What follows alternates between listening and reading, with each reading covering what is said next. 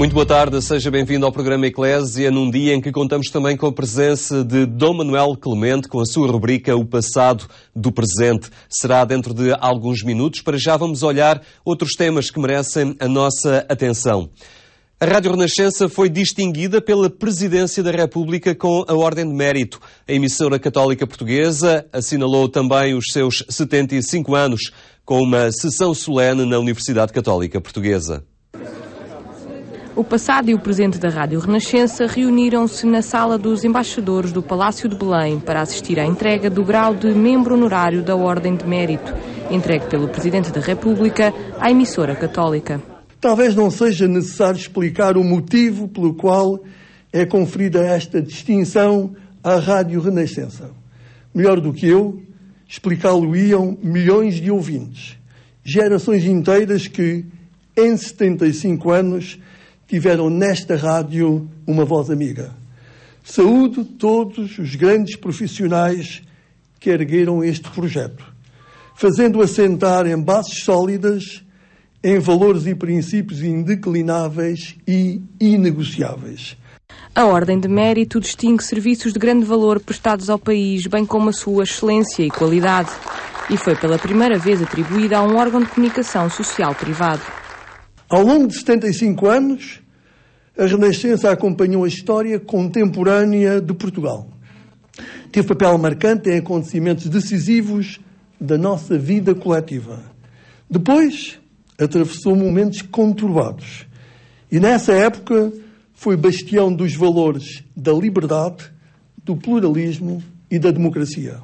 Um galardão que vem dar mais sentido ao trabalho que tem sido feito. A Rádio Renascença é uma rádio de serviço. Não é uma rádio de poder, nem do poder. Alegra-nos, como disse o Sr. Presidente, que ao longo destes 75 anos, milhões de portugueses, percebendo isto, tivessem estado com a Rádio Renascença.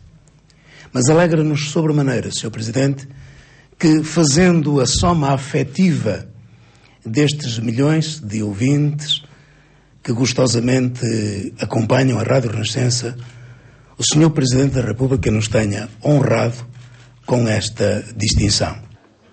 O aniversário da Rádio Renascença foi também marcado por uma sessão solene na Universidade Católica Portuguesa, onde também o Cardeal Patriarca não poupou elogios à emissora católica. A ousadia, mas antes da ousadia esteve a lucidez de quem leu a história, de quem percebeu o momento novo que começava na área da comunicação. E a isso correspondeu a ousadia de fundar uma rádio. Nesta sessão solene foram ainda homenageados 7 funcionários que este ano comemoraram 25 anos de serviço à rádio. Os 75 anos da Rádio Renascença estarão também em foco no próximo domingo no programa 70x7. Contos de Páscoa, assim se chama o mais recente livro do economista João César das Neves. Pequenos artigos que resultam da adaptação de algumas crónicas que o autor, ao longo dos anos, escreveu em vários meios de comunicação. Pequenos textos com temáticas muito variadas, mas sempre com um ponto em comum: Deus e como Ele está presente no dia-a-dia de todos nós. Textos que foram sendo escritos ao longo dos anos e que foram surgindo naturalmente na azáfama do dia-a-dia.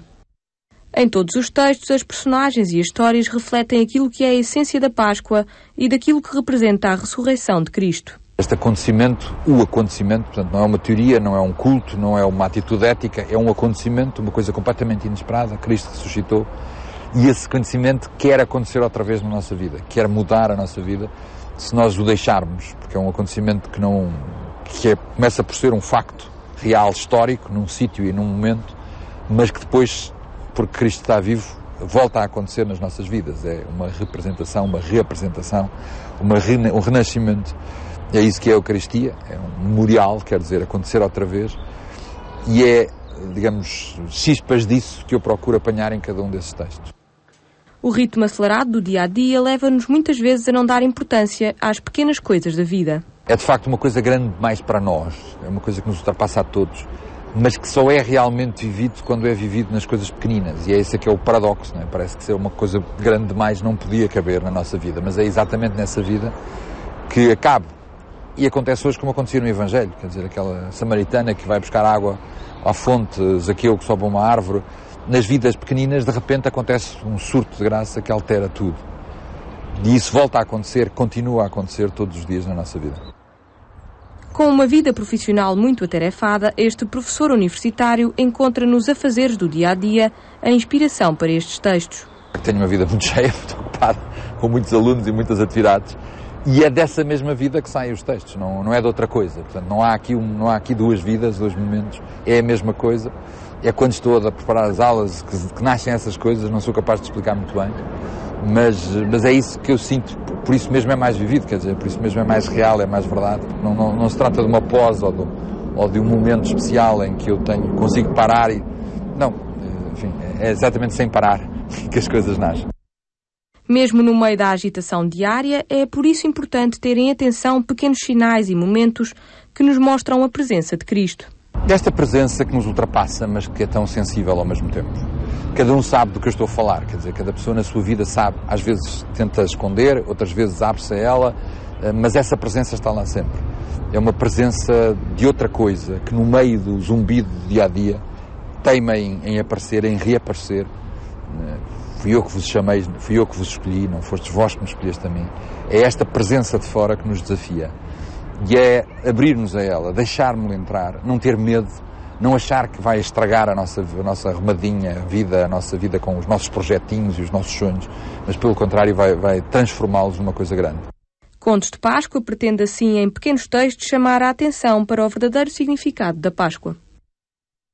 Um grupo da comunidade de Pedrógão, na Diocese de Santarém, preparou ao longo do ano uma peça de teatro sobre a ressurreição de Cristo. Il Risorto, o ressuscitado, é um tema musical interpretado por um grupo que conta com atores amadores e de todas as idades.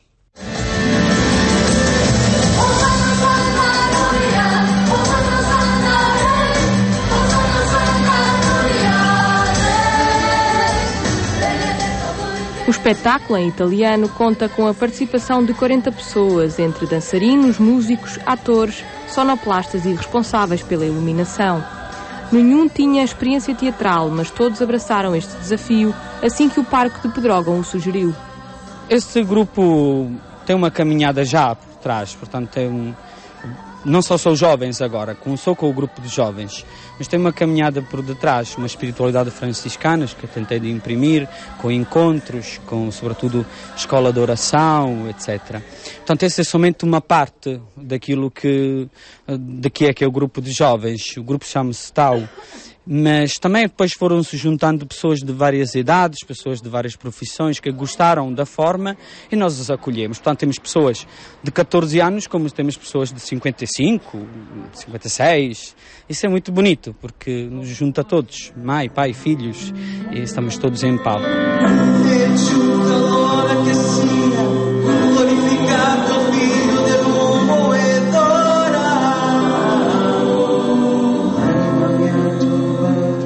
O Padre Mário é também o encenador da peça, uma adaptação a partir de Daniele Ricci, que começou a ser preparada há já um ano.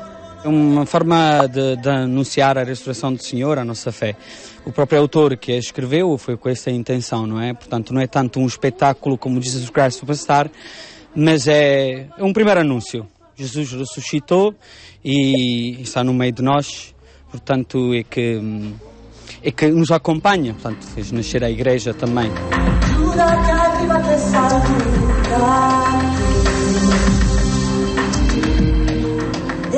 Cantado em italiano, este espetáculo conta a história de Jesus Cristo num musical estilo rock sacro, uma forma moderna de evangelizar.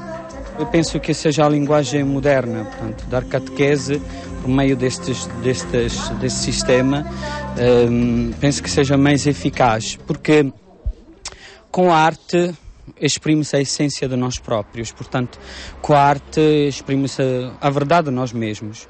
Eu penso que a razão é fé e coração, não é? Portanto, penso que com a arte estas duas coisas conjugam muito bem.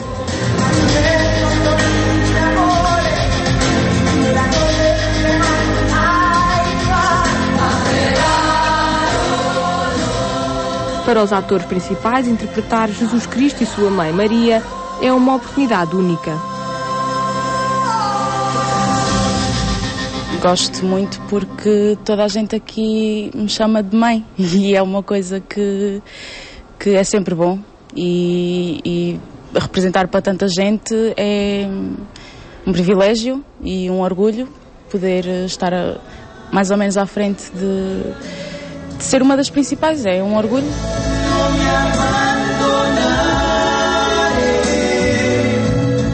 Faz todo o sentido a peça ser apresentada nesta altura, até porque estamos na altura da Páscoa, exatamente, e a maioria, ou se não mesmo quase toda a gente, as pessoas que vêm ver-nos, naturalmente são católicos, praticantes e pessoas que conseguem apreciar esta peça na realidade.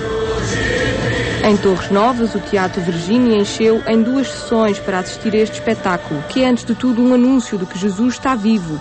Ao longo da peça percorre-se toda a via sacra, na qual está representado todo o drama humano, como também o desfecho da ressurreição. E nesta tarde regressa Dom Manuel Clemente, que nos fala da santidade da jovem Chiara Badano.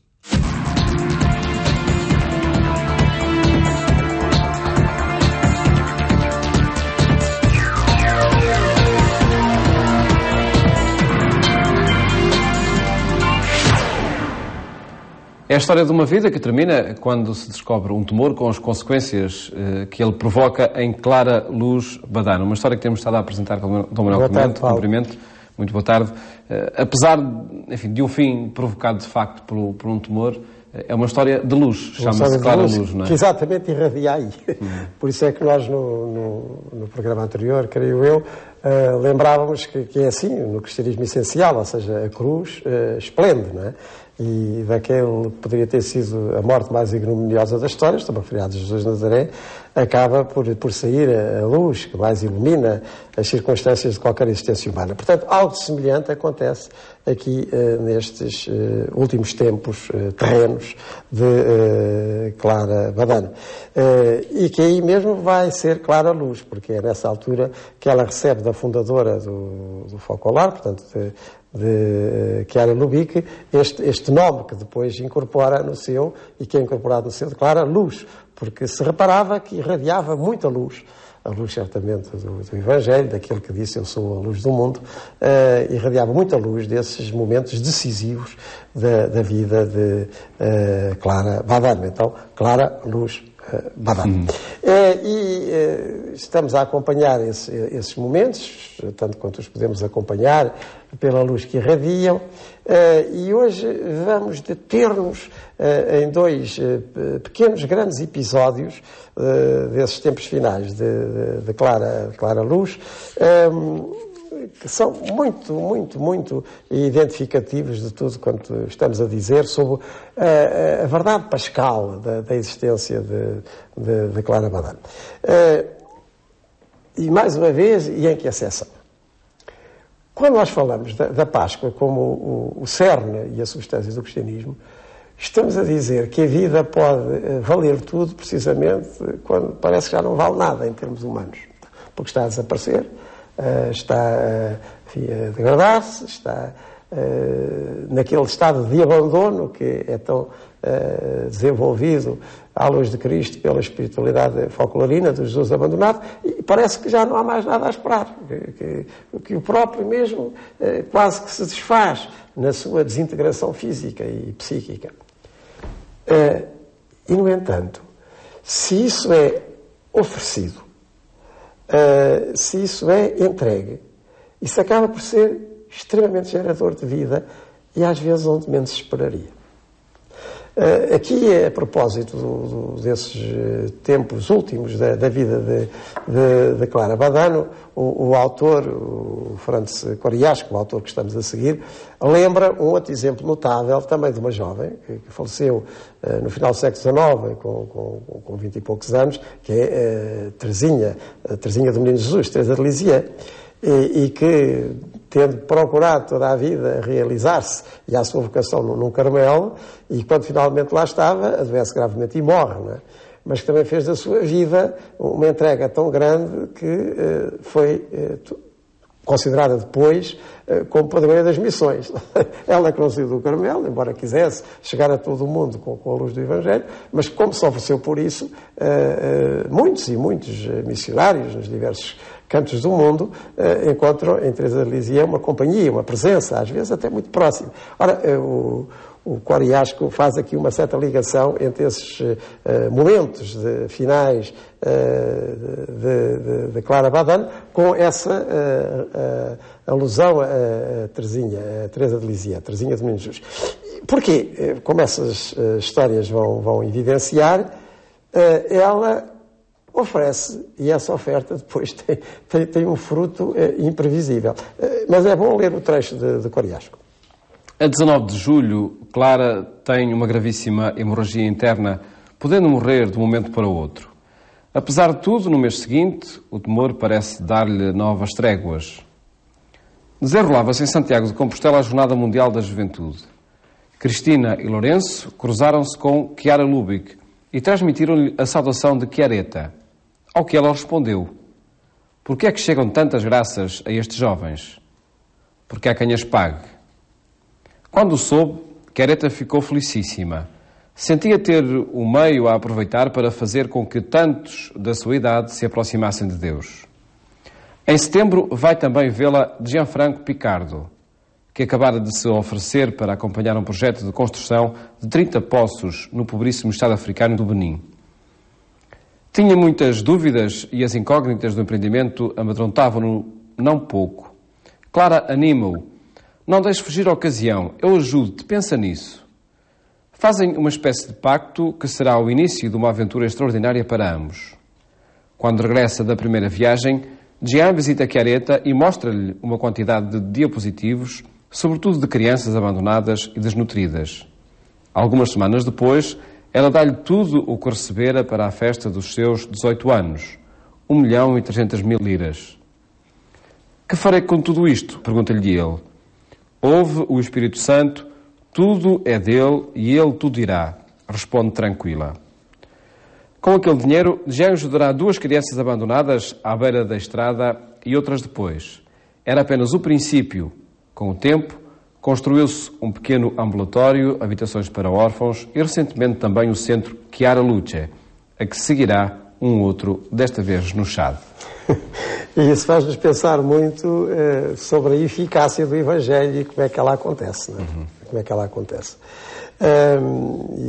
E mais uma vez, muita luz, não é? Muita luz para muita coisa. E vamos lá ver, nós estamos aqui a conversar 2000 anos depois porque alguém deu a sua vida, não é? Senão não haveria reverência cristã, eu não estava aqui, o Paulo não estava aí, não havia programa Eclésia, não chegávamos às pessoas. Portanto, esta história é uma história repetida ao longo de 2000 anos. E quando isto aconteceu com Jesus Cristo, não era o que vinha nos jornais, que aliás não existiam na altura, nem nas comunicações sociais, que não eram as de hoje. E, portanto, aquilo porque se reparava é o que vem nos compêndios de história, era o que acontecia em Roma, o que acontecia, enfim, nos impérios de então.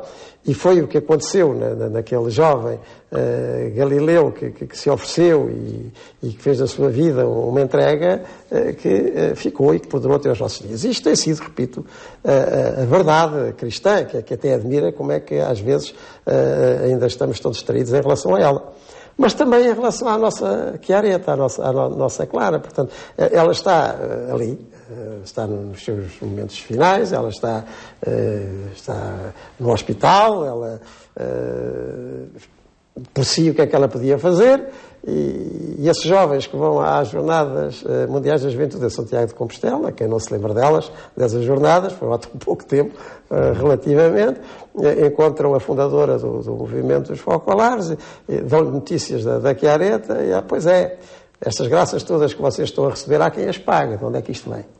Vem daquela jovem que não pôde ir, mas que se ofereceu e ainda chegou lá mais depressa.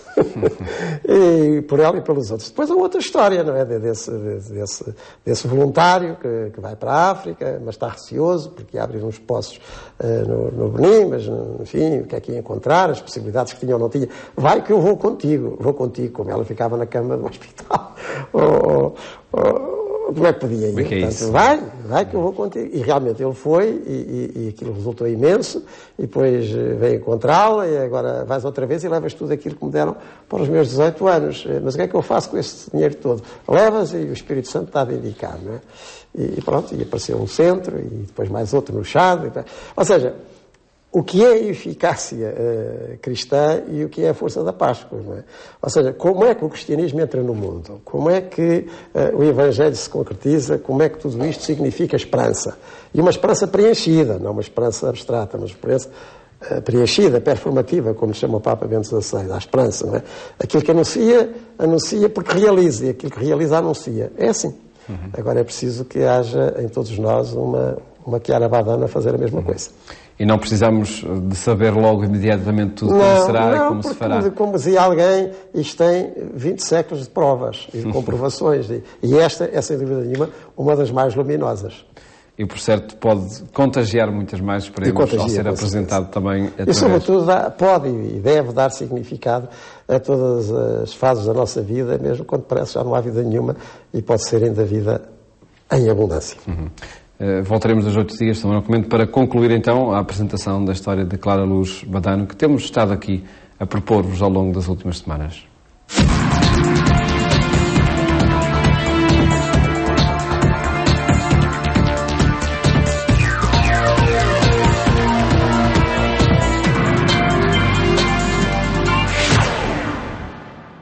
Ficamos por aqui. Sugiro que visite o sítio agência.eclesia.pt, onde pode acompanhar os nossos programas e ficar a par da atualidade na Igreja Católica. Obrigado por ter estado connosco. Tenha então uma boa tarde e até amanhã, se Deus quiser.